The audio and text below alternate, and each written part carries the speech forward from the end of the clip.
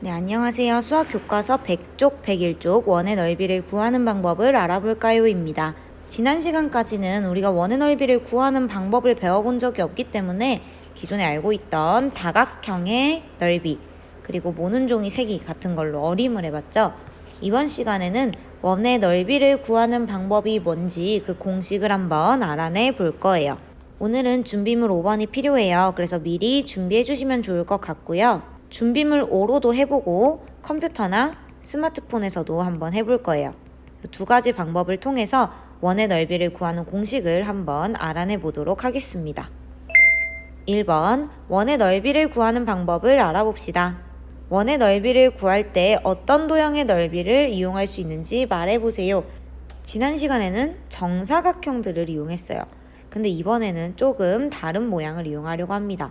이따가 같이 해보면서 이 문제에 대한 답을 여러분 한번 생각해 보세요. 일단 비워둘게요. 원을 다음과 같이 잘라서 이어 붙여보세요 라고 하고 원이 지금 나누어져 있어요. 8등분, 16등분, 32등분, 64등분이 나와 있는데요. 이 중에 위에 두 개가 아마 여러분 준비물 샘플로 제공됐을 겁니다. 여기 있는 8조각과 16조각짜리 원을 아까 교과서에 나와 있던 대로 위아래로 이어서 한번 붙여볼 거예요. 자, 편의상 얘네는 이렇게 잘라버렸고요. 이 원은 스티커예요. 그래서 이렇게 꼭 떼어내지 않아도 그냥 여기서 바로 뜯어서 쓰시면 됩니다. 여기 있는 조각들을 이용해서 이 칸을 한번 채워보도록 할게요. 이걸 하는 이유는 원의 넓이를 구하는 방법을 우리가 아직 모르기 때문에 우리가 알고 있는 도형에 최대한 가깝게 원을 다른 모양으로 바꿔보려는 거예요. 근데 이때 넓이가 바뀌면 안 되기 때문에 이렇게 스티커로 만들어서 정확하게 넓이를 유지하면서 다른 도형을 만드는 거죠.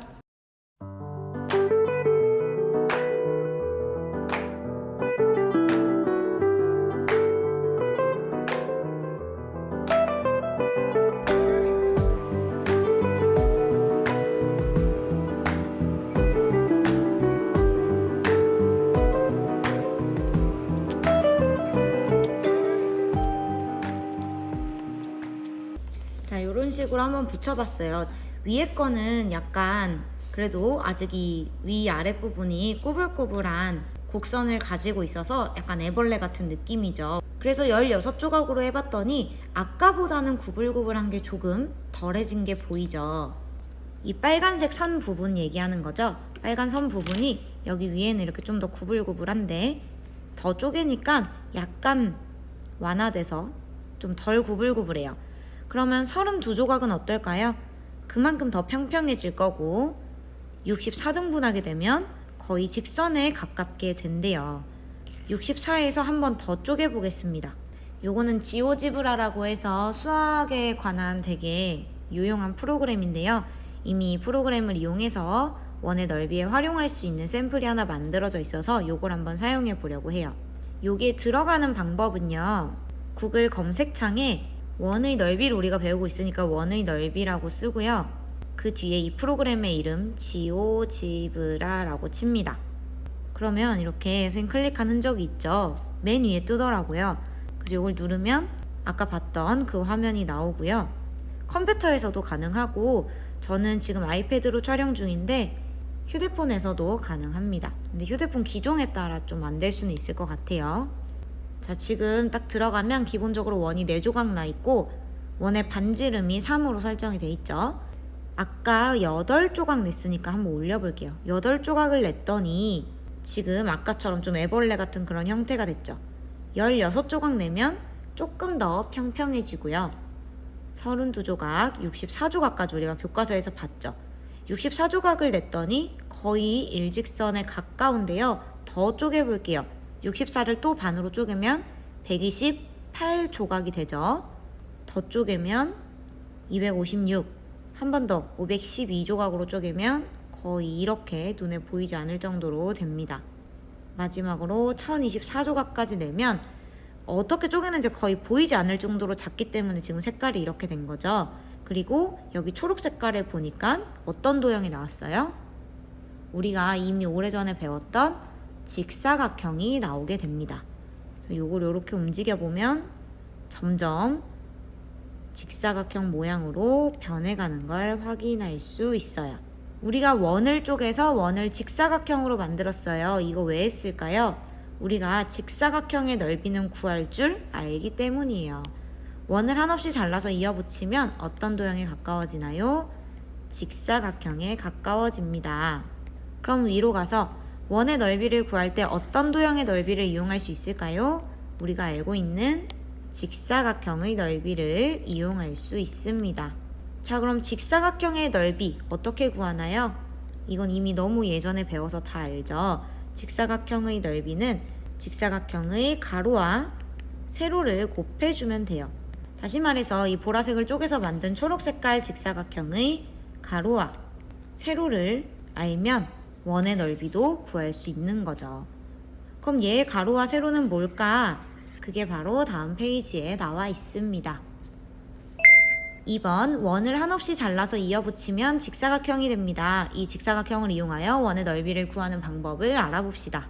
원을 한없이 잘라서 이어붙이면 뭐가 나와요?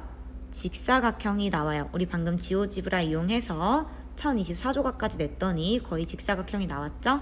이 직사각형을 이용하여 원의 넓이를 구하는 방법을 알아봅시다. 라고 해서 직사각형의 넓이가 가로 곱하기 세로이기 때문에 문제에서 뭘 물어보냐면 이 직사각형의 가로는 얼마인가요? 이 직사각형의 세로는 무엇과 같을까요? 이런 거를 물어보고 있어요. 자, 그럼 가로와 세로를 한번 구해 볼게요. 왼쪽 페이지에서 봤던 이 64등분짜리로 한번 생각을 해봅시다. 직사각형의 가로와 세로는 무엇일까요? 더 알기 쉬운 건 사실 세로예요. 세로는 뭐예요? 지금 얘가 이런 조각들을 이어서 붙인 거였죠. 근데 세로는 지금 이거의 길이에요. 여기에서는 얘의 길이죠. 이 길이 뭐예요? 반지름입니다.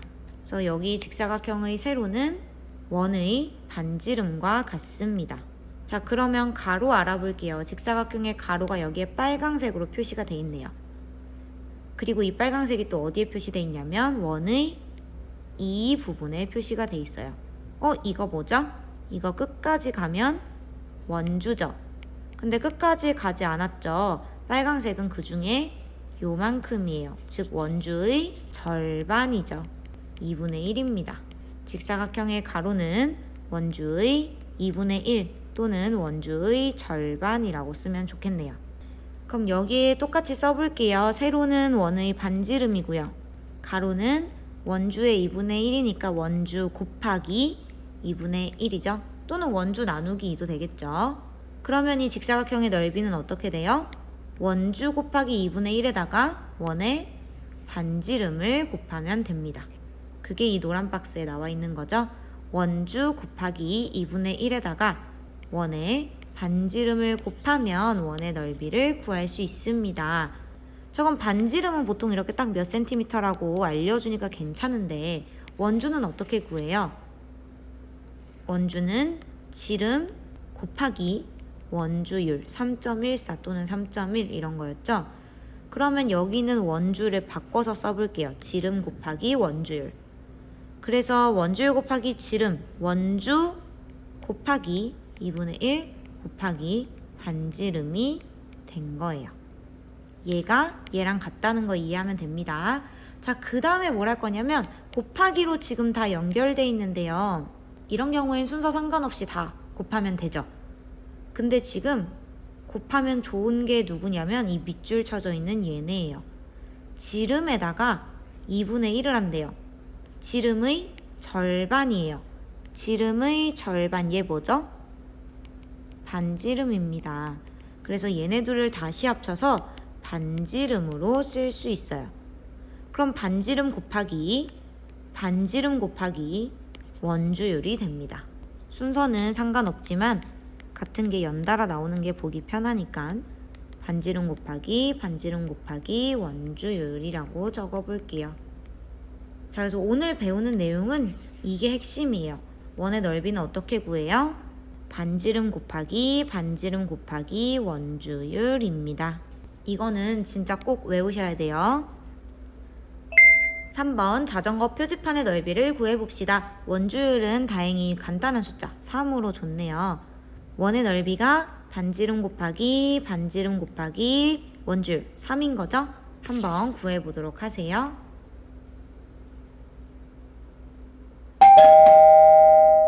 자, 같이 해볼게요. 지금 이 원의 지름이 60cm죠. 그럼 반지름은 얼마예요? 30cm입니다. 이렇게 지름이 주어져 있을 경우에는 반지름을 구하셔야 돼요. 반지름 곱하기 반지름 곱하기 원주율 3, 반지름이 30, 또 반지름이 30, 원주율 곱해주면 900 곱하기 3이죠. 93, 27이니까 2700이 됩니다. 2700 제곱센티미터. 그 다음 오른쪽 볼게요. 오른쪽은 지름이 80cm예요. 그럼 반지름은 40cm죠. 반지름 곱하기 반지름 곱하기 3, 40 곱하기 40 곱하기 3입니다. 4, 4, 16, 1600에 3 곱하면 6, 3, 18, 1, 3은 3, 4, 0, 0 붙으니까 4800 제곱센티미터가 됩니다. 자, 그래서 오늘의 핵심은 원의 넓이를 구하는 방법 공식이었습니다. 원을 끊임없이 쪼개서 직사각형으로 만들었어요. 그랬더니 이 직사각형의 세로는 원의 반지름과 같았고요. 직사각형의 가로는 원주의 절반과 같았습니다. 그래서 원의 넓이를 구했더니 가로 곱하기 세로, 원주 곱하기 2분의 1 곱하기 반지름이었습니다. 근데 이 원주를 다른 말로 바꿔서 쓰고 싶었어요. 원주는 지름 곱하기 원주율 또는 원주율 곱하기 지름이죠. 그러면 원주율 곱하기 지름으로 바꿔 써주고 나머지는 그대로 써주면 되죠. 그랬더니 이번엔 또 어떻게 됐냐면 지름 곱하기 2분의 1, 지름의 절반은 반지름이었습니다. 나머지는 또 똑같이 옮겨 써주면 됐죠. 그래서 결론이 반지름을 2번 곱하고 거기에 원주율을 곱하면 원의 넓이가 나올 수 있다라는 거였죠. 원의 넓이는 반지름 곱하기 반지름 곱하기 원주율입니다. 이 공식을 꼭 기억해 주시고 이게 어떻게 나왔는지까지도 설명할 수 있으면 진짜 100% 완벽해요. 방금 선생님이 했던 이 과정을 가리고 자기가 혼자서 이렇게 설명할 수 있다면 문제없이 이 내용을 이해한 거라고 볼 수 있겠습니다. 수학책 내용은 여기서 마치도록 할게요. 고생 많으셨습니다.